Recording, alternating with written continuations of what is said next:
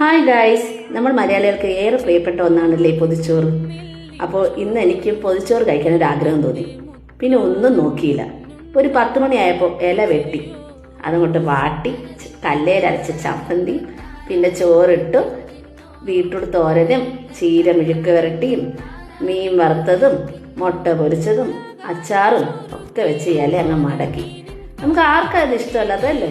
സ്നേഹത്തോടെ നമ്മളിത് ചെയ്യുമ്പോൾ ഉണ്ടല്ലോ, അതിൽ സ്നേഹത്തിൻ്റെ രുചിയും കൂടി ഉണ്ടാവും എന്നാണ് പറയുന്നത്. പ്രത്യേകിച്ച് പൊതിച്ചോറിന് പണ്ട് അമ്മ സ്കൂളിൽ പഠിക്കുമ്പോൾ തന്നു വിടുമായിരുന്നു. അടുത്ത പീരീഡ് കയറാനുള്ള ടെൻഷൻ കാരണം ഒന്ന് സമാധാനത്തിൽ ആസ്വദിച്ച് കഴിക്കാനേ പറ്റിയിട്ടില്ല. പിന്നെ കോളേജിൽ കയറിയപ്പോൾ ഹോസ്റ്റലിലുമായി. പൊതിച്ചോറ് എനിക്ക് ഒരുപാട് മിസ് ചെയ്യുമായിരുന്നു. ഇപ്പോൾ ദാ വളർന്നപ്പോൾ ഞാൻ തന്നെ എനിക്ക് ആഗ്രഹമുള്ളപ്പോൾ ഒക്കെ ഞാനിങ്ങനെ ഉണ്ടാക്കി കഴിക്കും കേട്ടോ. നിങ്ങളും ഒന്ന് ട്രൈ ചെയ്യണം. ഇത് വെറുതെ പറയല്ല, ഇതിനൊരു അപാര ടേസ്റ്റാണ്. ഈ അപാര ടേസ്റ്റ് ഒന്ന് ട്രൈ ചെയ്യണമെങ്കിൽ നമ്മളൊന്ന് ചെയ്ത് നോക്കിയാലല്ലേ അറിയൂ.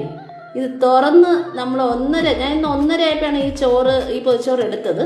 അത് തുറന്നപ്പോൾ ഉണ്ടല്ലോ, ചുറ്റുമുള്ളത് ഒന്നും കാണാൻ പറ്റില്ല.